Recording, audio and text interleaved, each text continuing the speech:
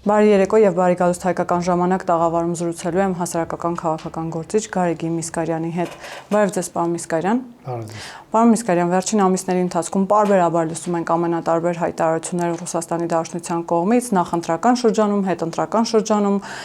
օրերսել Դմիտրի Մեդվեդևն է հայտարարել, անվտանգության խորհրդի փոխնախագահը, որ Ռուսաստանի հետ հաստատված կապերի խզումը անխուսափելիորեն ծանր հետևանքներ կունենա շարքային հայ քաղաքացիների համար։ Նախ հասկանանք ինչ հետևանքների մասին է խոսքը եւ այս հայտարարությունը առհասարակ ինչի մասին է, սա զգուշացում է, սա սպառնալիքն է հերթական, ինչպես հասկանալ։ Այս հայտարարությունը եզակի չի ու ինքը ընդհանուր Ռուսաստանի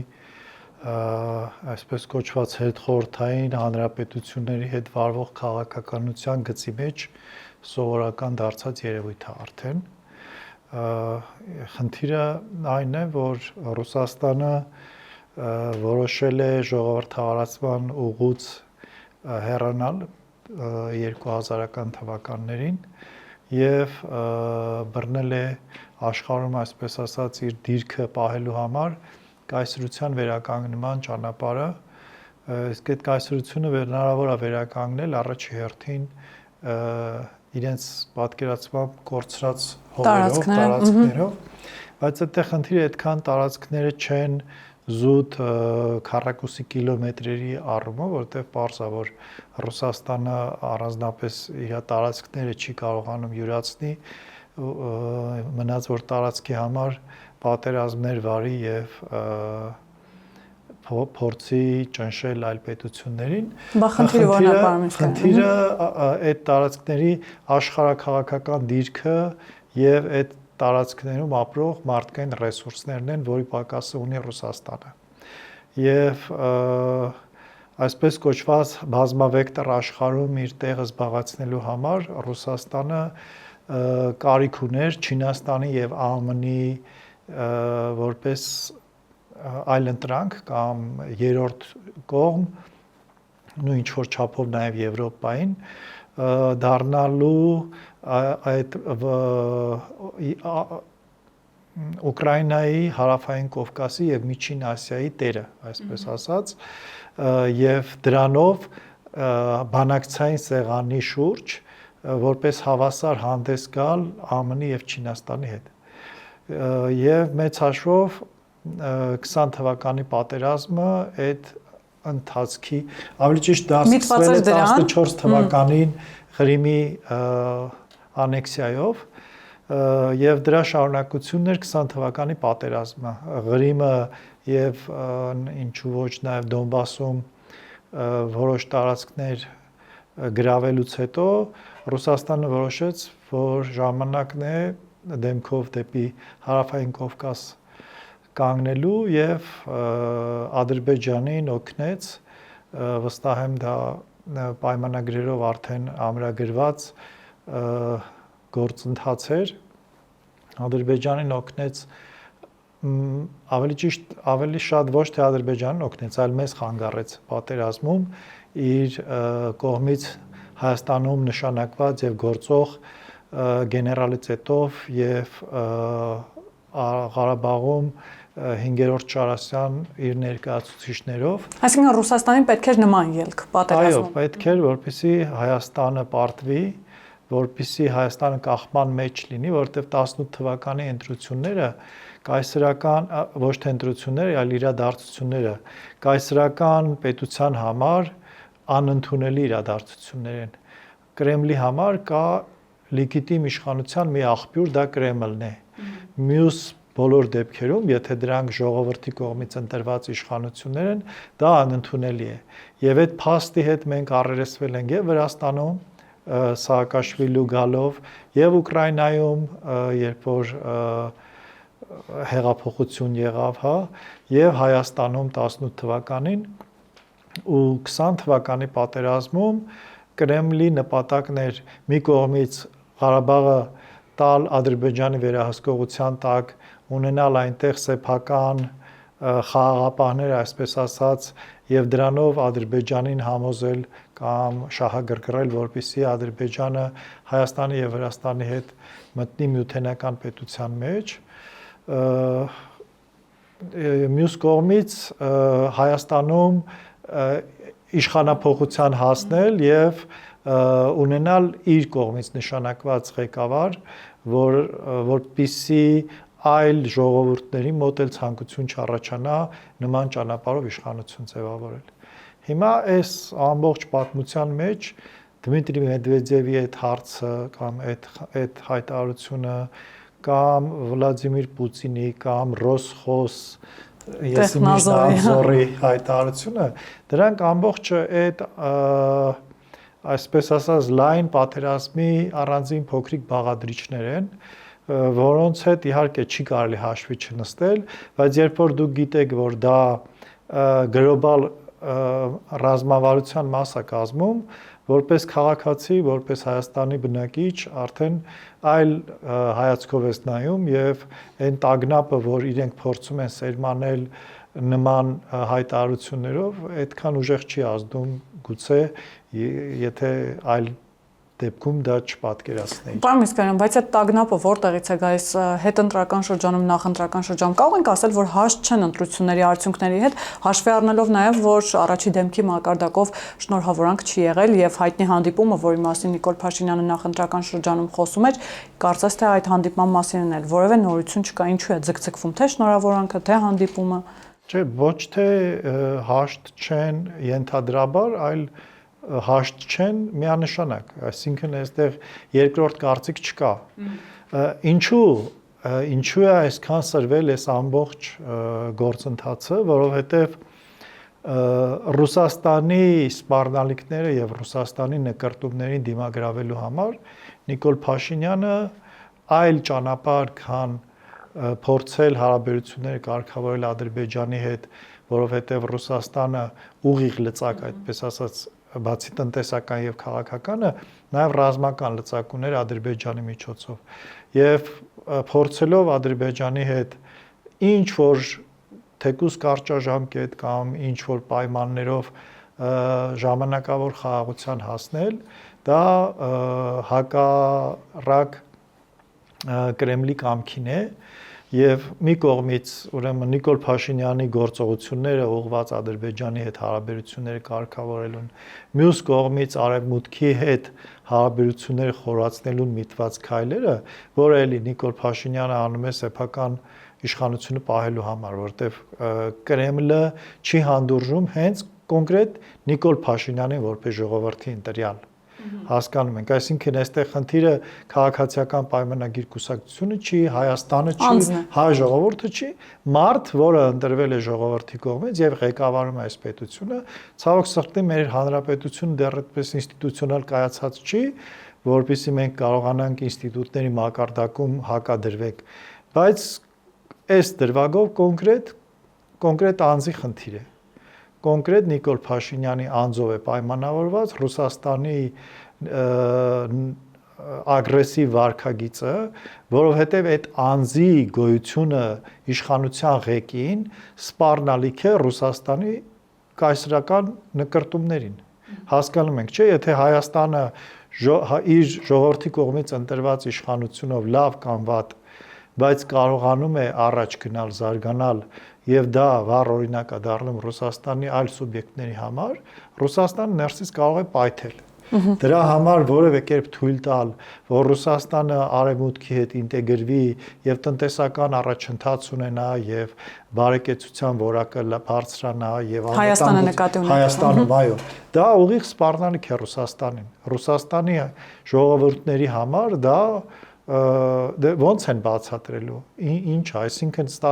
մինչև հիմա ասում են Սորոս, հա, ժողովրդավարությանը, հիմա ասելու են, որ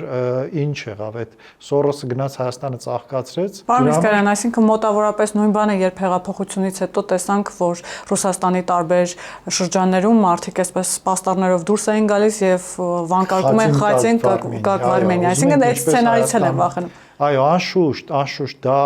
անխուսափելի է լինելու։ Եթե Հայաստանը կարողացավ պահել ինքնիշխանությունը,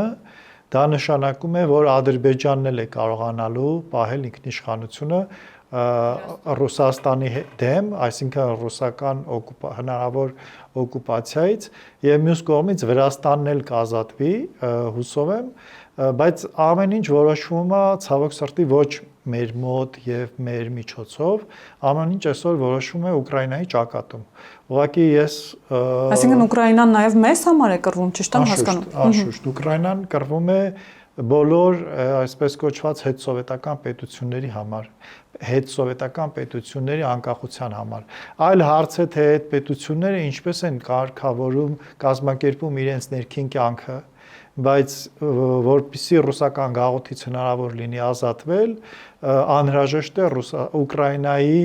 եթե ոչ հաղթանակը, գոնե ոչ պարտությունը, որպեսզի հետագա պլանները, որը ունի Կրեմլը, այդ նույն հարավային Կովկասը, Միջին Ասիան պարտադրաբար կցելու իրեն,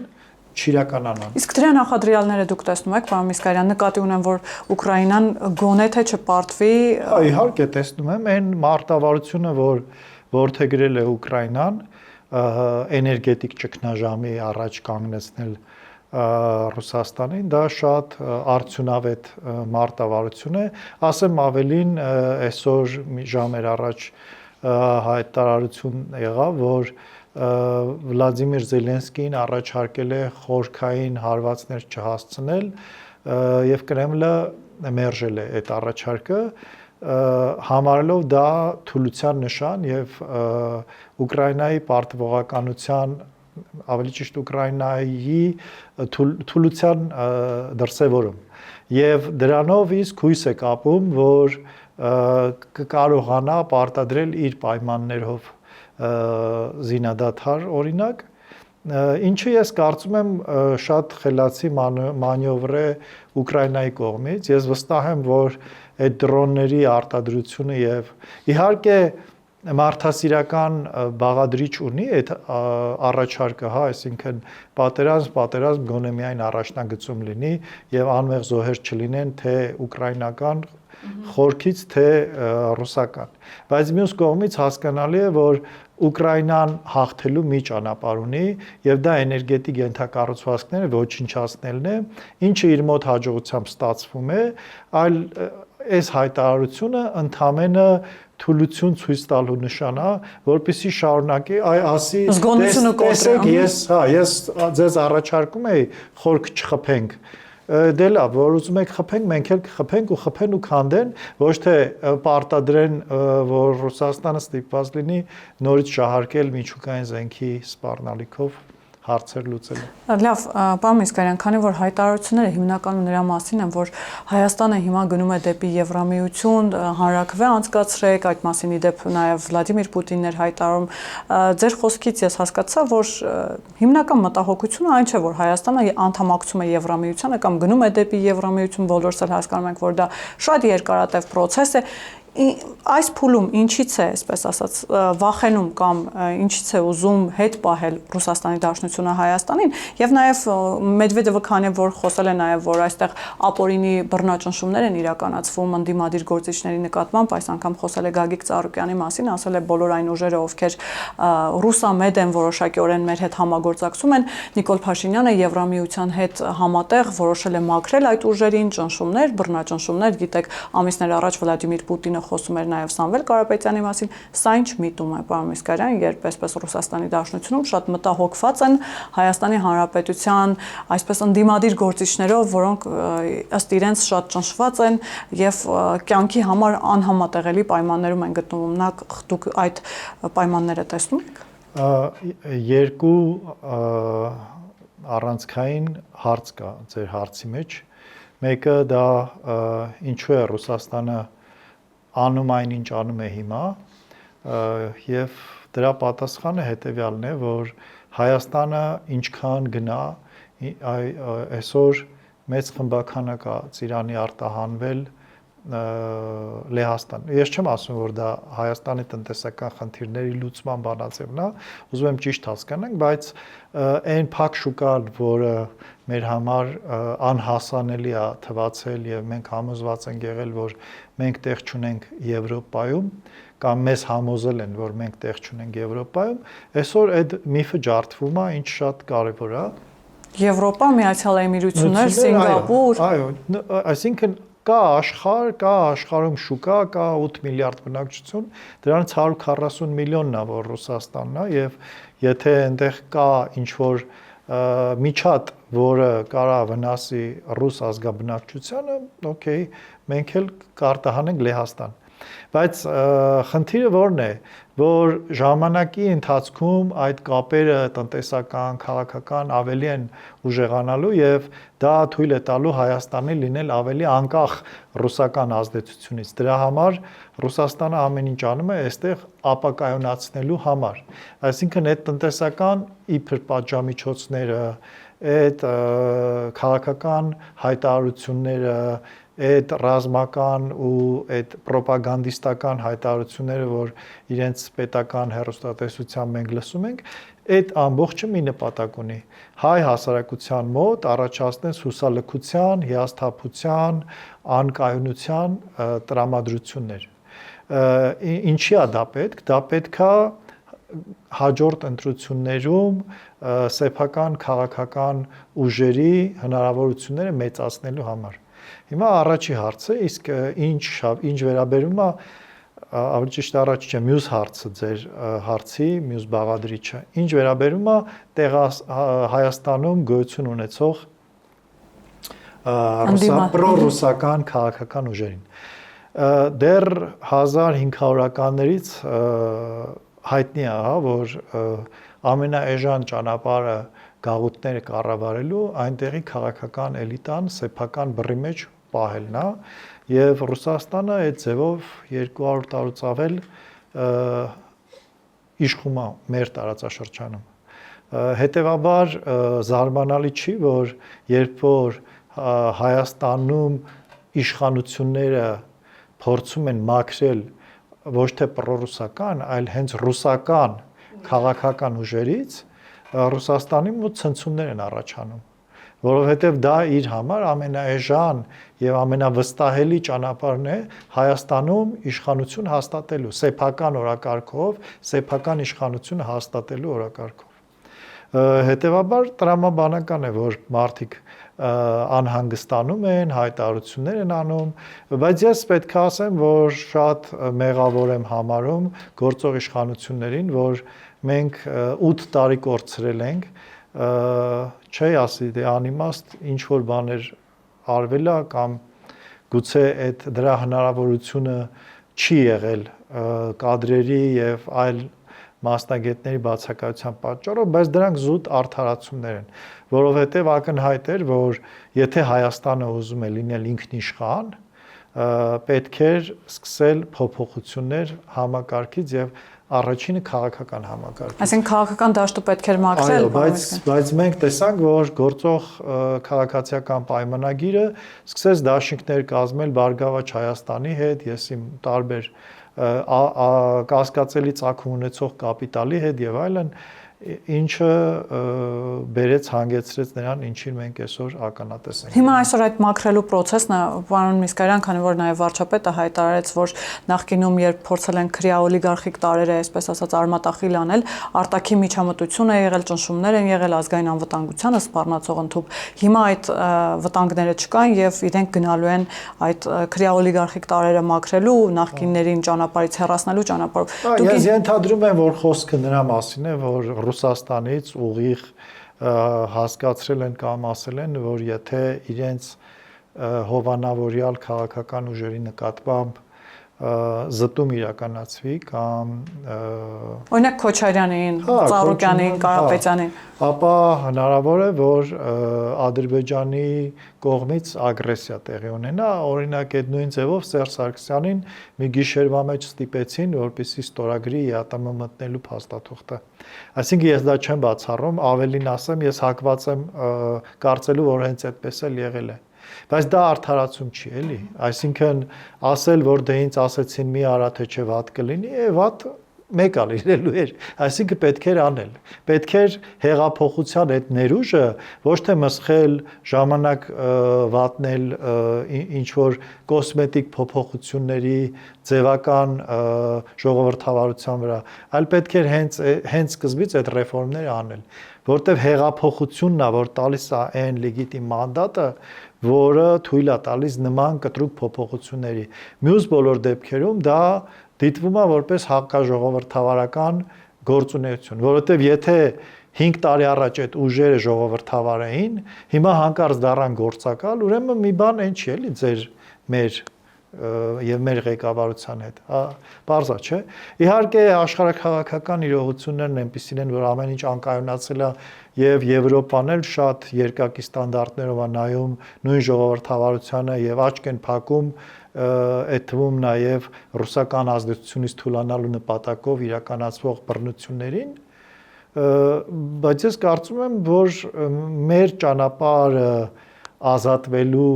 ռուսական լծից դա բռնության եւ ունեզրկման ճանապարհը չի։ Այսինքն հիմա գնում են այդ ճանապարհով, ըստ ձեզ, պարոն Միսկարյան, բռնության ու ունեզրկման։ Այո, հայտարարվել է, ասվել է, որ բոլորիդ կզցնելու ենք այդ բռնությունը եւ բոլորիդ ունեզրկելու ենք։ Այսինքն կակայք ասելու եւ այլն։ Այսինքն ես այլ կերպ դա չեմ կարող մեկնաբանել, քան ուղիղ այն ինչ ասեցի։ Բա ո՞րն է ճիշտ ճանապարհը, ըստ ձեզ։ Ճիշտ ճանապարհը հանրային վերափոխման ճանապարհն է։ Տեսեք, ցանկացած ժողովուրդ, ցանկացած ազգ, որը ցանկություն ունի պետություն ունենալու, նախ պետք է այդ պետության իմաստի եւ նպատակի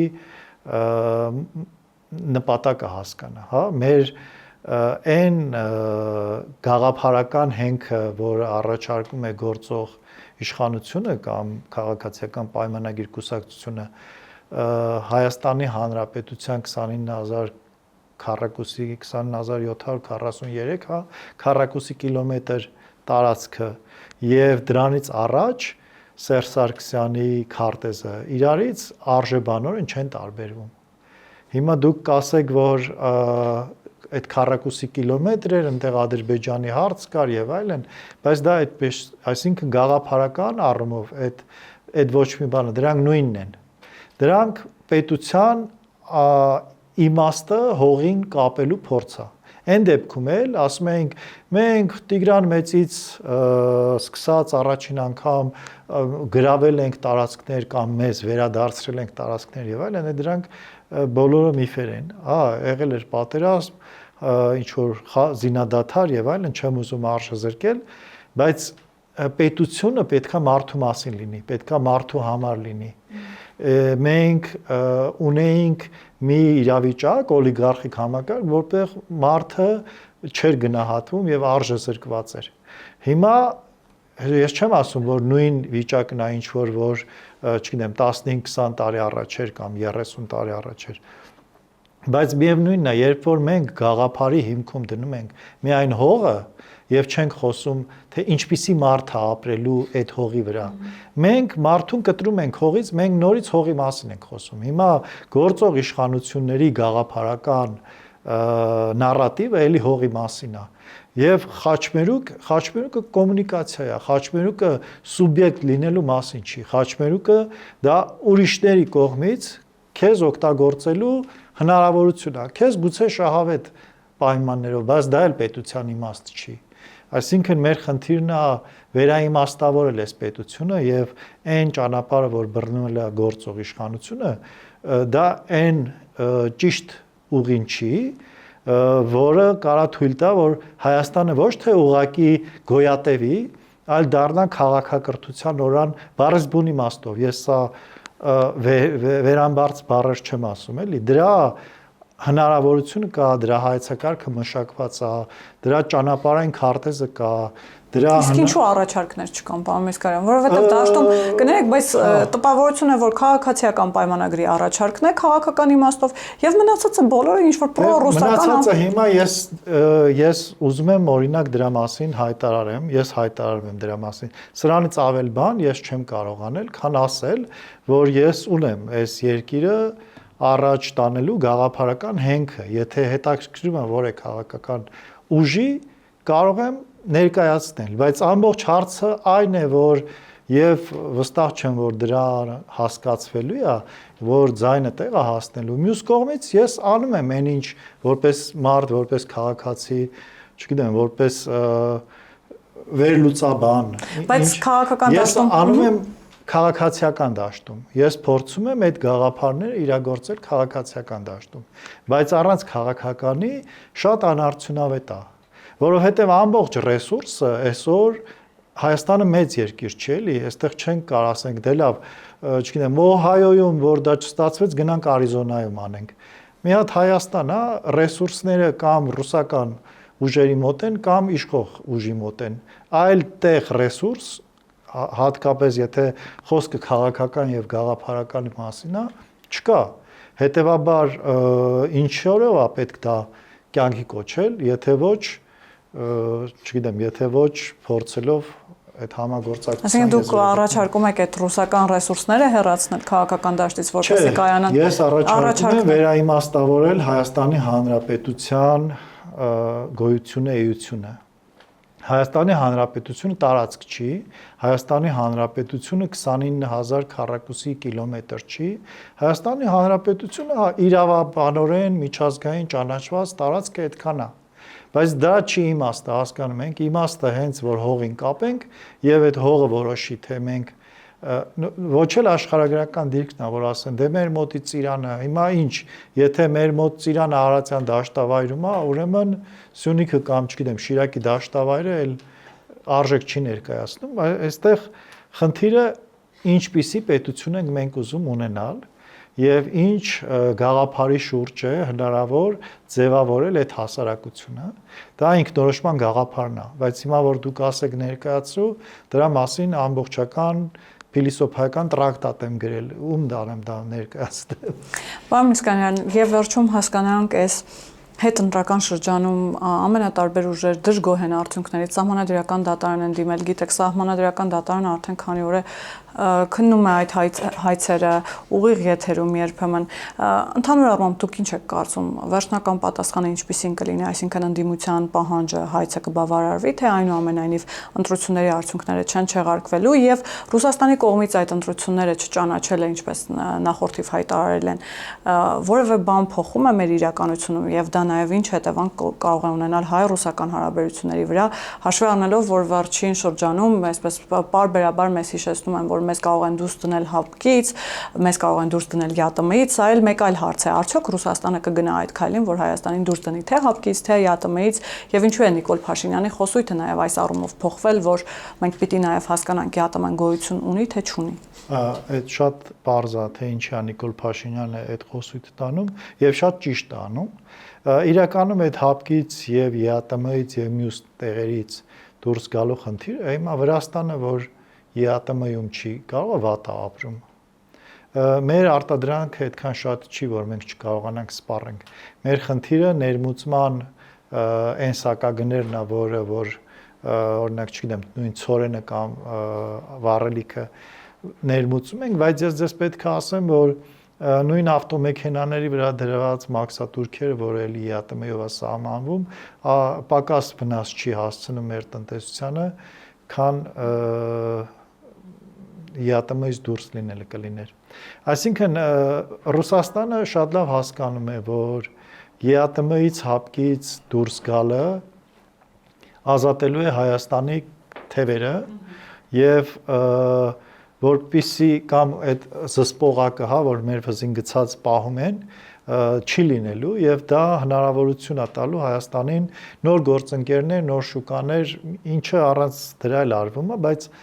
պակաս նվազ տեմպերով, որտեղ մեր օրենքները փոփոխելը այդ տեսանկյունից բարդ է եւ ԵԱՏՄ-ն ու ՀԱՊԿ-ը Հայաստանի համար զսպաշապիկ են, ոչ թե հնարավորություններ են, որից մեզ կարող է Ռուսաստանը ազատի։ Նիկոլ Փաշինյանի ասածն էլ է, որ եթե դուք չեք մեզ հանում կամ դուք չեք որոշում, որ քանդվում է, մի օր մենք կարող ենք եւ դուրս գանք, եթե այս ձևով շարունակվի ու ճիշտ է անում, որ այդպես է ներկայացնում։ ՍԴ-ի մասով նայեք, դե ես ասացի, այս ամբողջ քաղաքական էլ չէ, ասենք, այս հանրային գործընթացը, որը տեղի է ունենում, ինքը մի նպատակ ունի՝ ապակայունացնել, դելեգիտիմացնել Հայաստանում ընտրությունները իշխանության ձևավորումը, այսինքն ՍԴ-ն բնական է, որ ոչ մի հիմք չունի ընդունելու այս ընտրությունները ոչ լեգիտիմ։ Այո, շատ վատ ընտրություններ էին։ Այո, ես անձամբ չեմ գնացել ընտրությունների, որովհետև իմ ընտրելու համար արժանի որևէ ուժ չեմ տեսել, դրանում ես ինձ եմ մեղադրում, բայց փաստ է։ Եվ շատ վատ էին ընտրությունները։ Մի կողմից գումար էր բաժանվում, մի կողմից իշխանական ռեսուրսներն էին օգտագործվում, բայց սա ամենաարդար ընտրություններն ա եղել Հայաստանի, դե լավ, չասենք, լավ կարող է առաջինը չէ, երկրորդը։ Այսինքն վերջին, չգիտեմ, 25 տարվա մեջ ամենաարդար, որ ոստիկանությունը պայքարի ընտրակաշառք փող բաժանելու դեմ, այդպես բան չի եղել Հայաստանում։ Հիմա սա լեգիտիմ չի, նախկինները լեգիտիմ էին։